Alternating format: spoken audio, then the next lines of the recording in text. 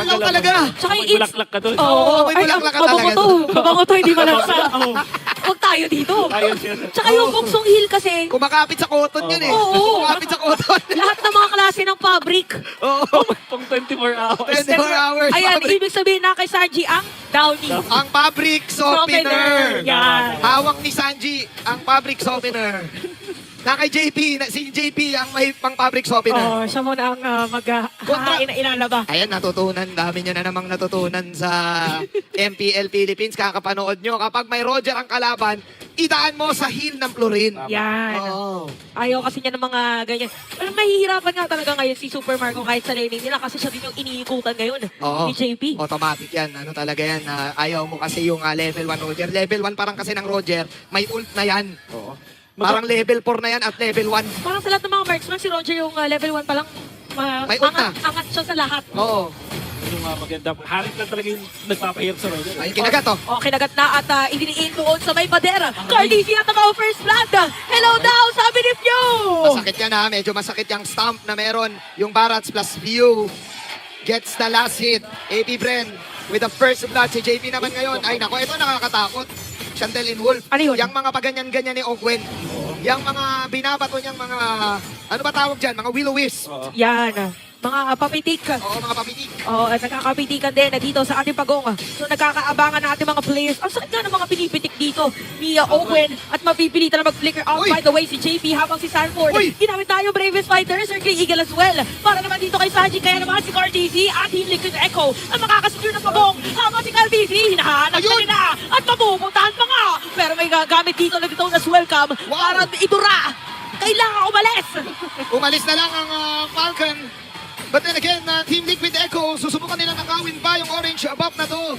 Team Liquid Echo utilizing the Bloom Fabric Softener Ultimate ni JP. Sila pa nakakuha ng turtle, ano na yun? Ang bango Turtle talaga. objective, ang bango talaga. Bango talaga, boss. At nakita natin na pagkahuli dun sa kay Kyle Casey, ginamit yung guiding wind ni Barats. At the same time though, ang dami pang sources of stun. Mula kay Kyle Casey, kay Sanji mismo, pati kay JP may standing yan. And then of course si kay Sanford. So nakontrol lang sobra doon si Kyle Casey. Hindi nila nakuha yung turtle. Ang maganda dito para sa side ng Team Liquid, naka-bonus pa sila ng isang orange pop. So Oo. very happy sa resulta ng early game. Ito nga Team Liquid. Great respect din para sa side ng Falcons, AP Bren, yung pag-back nila that time. At least no casualty. Kung baga classic yung pag sa rank games, pag nakuha ng kalaban yung turtle, huwag ka lang magpa-kill kasi automatic pwedeng habulin ka or unless labanan nyo. Pero since cooldown sila lahat, the respect is real para sa Falcons AP Bren. This time reset muna, dalawang kupunan na to, 37 seconds. Pero medyo matapang na si Benny Cutie sa top lane. Protektodo ni JP at hindi basta makaharas si Super Marco sa top. Oo, tsaka kailangan din humabol dito pag Ayun sa na. level. And speaking of, matapang na. Kasi ganun yung mga poke na pwede nilang ibigay kay Oo. Super Marco. Super Marco mapipilitan munang mag-back off. So perfect opportunity kay Benny para makakuha pa ng mas maraming kalamangan dito sa top lane. Ako naibit nga si Pew. Aray! Pero ginamit tayong flicker pero napakaganda shadow strike Wow! dito. Meron pa circling eagle para kay Sanji. Cardizi with a kill. Pero kulang ang damage ngayon ng side ng Falcons AP Bren para ipilit na magkaroon ng team fight. Kyle Daisy has that Itonas welcome. Pwede niya i-proc to. Wala si Q. Walang Gash. Maghihintay pa sila. Team Liquid Echo. Sanji ang zoom. May angle talagang ginagawa to si Sanji. O the Sanji angle. Ayun na parang dalawa agad yung tatamaan. Ginamit pa yung flicker at Bravest Fighter sa Wow! ilalim ng toro doon. Habang nakuha dito ng Team Liquid Echo. Yung pagong si Ogwen na napapagligiran na nila. Pero pa flicker pa rin. Hindi na makakatakas pa. Sanford with a kill. At umaarangkada na ang Liquid Echo Express. Hindi.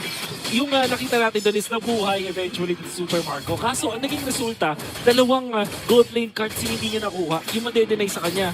So, Laki nun. ang laking bagay. At least may 3.1k lang siya. Kung bibilangin ko yun, mga ano yun, 250. Okay. Oo, sakto. Diba? 250 talaga yun. Galing ko mag-mat. So, ibig sabihin malaking ano yun, edge agad yun sa kalay niya. Total, 250 rin yun. Pangkapindin ni Batters yun eh. Ay, syempre. Ay, Diba? grabe, mahal ng kape ni Battles. Oo, oo.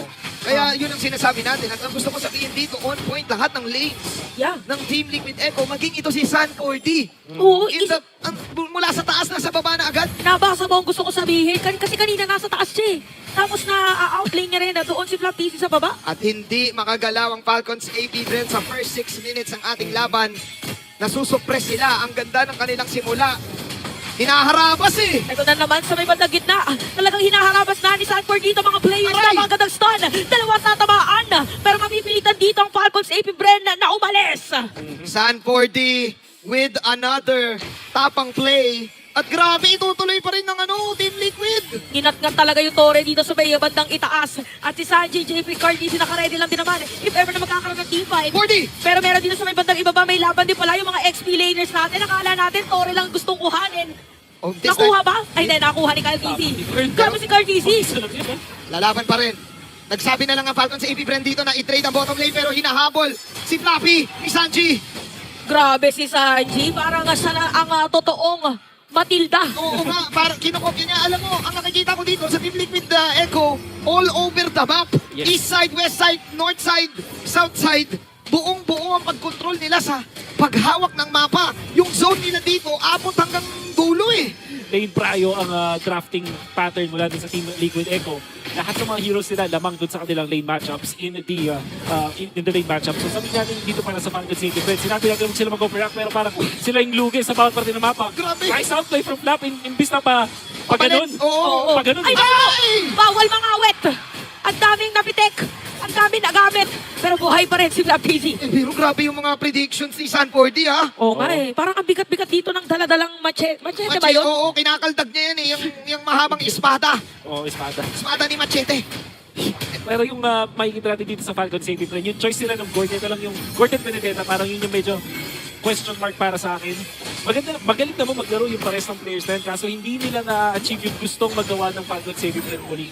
Parang wala kang lane na trayo yung Falcon Safety Friend dito. Kaya siguro kung kaya mag-constantly outplay, kaso yung kalaban nila, mga legendary players na rin. Atapang nga tao na missile si Carolito. At sapat pa dito ang damage ng Falcon Safety Friend. Lahat ng mga skills ginamit na sa kanya pero napakakunat talaga. Pwede ang humabol dito para tingnan na si Sanford. Ito na ang kakampi. Talaga nalalaban kayo ng mga players ng Falcon Safety Friend. Boom! Sabi nila ni Sanji pero mabaliktad yata. Ginamit yung flick at sa dinami-dami ng ginamit. Buhay pa rin ang mga players. Grabe si JP, ang galing maglaba. Pinakunat yung damit ni Carolito, naging parang balat ng kalabaw. Nabuhay pa si Carolito doon. Grabe yung na-sustain dito ni Mr. JP. With a flask of yung Oasis na ngayon ay available na 22k heal. Tapos si Sanford na-sustain yung sarili niya. Still commendable mula kay Sanji. 5 yung nahuli doon sa knock-up nung Circling Eagle na hindi nga siya yung original eh. Tapos nabuhay pa siya. Mabuhay pa siya in the end. May angle niya na ginagawa si Sanji lagi eh, yung parang lumalapit talaga siya na Sanji angle eh. Oo. Ako nalilito na nga kanina kung sino yung totoo Matilda. Pero ibig sabihin, yun pala yung pinakakailangan gawin ngayon ni Ogwen. Kailangan siya naman mauna ngayon. Oo, kailangan tapangan na ni Oo. Owen. Kailangan niyang gawin ang the vintage master Owen na galawan pero kasi yung outlaning pare, yung macro ng Echo, mas tumalong talaga dito. Tapos papansinin natin yung items dito ng Falcon City Friend. Durance, saka yung si Halberd. Unfortunately, countered yan ng isang Florin. Oo, Dun sa public opener. Epic Yemen, Oo. public opener nga eh. Oo, kahit anong pawis, talagang hindi maglalagis. Pero nga nakakaiba buwis buhay ginawa dito. Mapapalayo si Stanford, si Curtis, hinahabol si Super Marco. Hinahanap nila, sino nga ba talaga pwede naging targeted? At medyo masikip, kaya naman si Open makukuha na nila. Habang si Mew, yung Mystic Gush, nakita siya. Si Sanji dito, pero naging Roger pa bigla. Grabe, galit na si Kuya Sanji. Kuya Sanji, level 11. Oo, pag talaga yung mga bata, alam nila na magaling maglaba yung nanay nila kahit madumihan eh, okay lang eh. Oo, kahit lahat yan. Lahat ng Natambling talaga sa... Oo, lahat ng klase ng damit. Tumambling na sa ilalim. Si Sanji naman ngayon ay nagpalagord sa ilalim ng Torre. Pero si Curtis hinahabol ngayon ng Falcon Safety Friend. Tumaring na rin dito si Fennec Ayun, Beauty. yung Buhay public. pa rin. Nabaliktad pa nga. Akala natin si Flaptisi na makakakuha sa kanya. Full HP agad. Full HP ang grabe talaga si JP. Kasalanan mo na naman to. Bakit nagpo-full HP yung galawan ng Liquid Echo tapos si Sanji, look at that.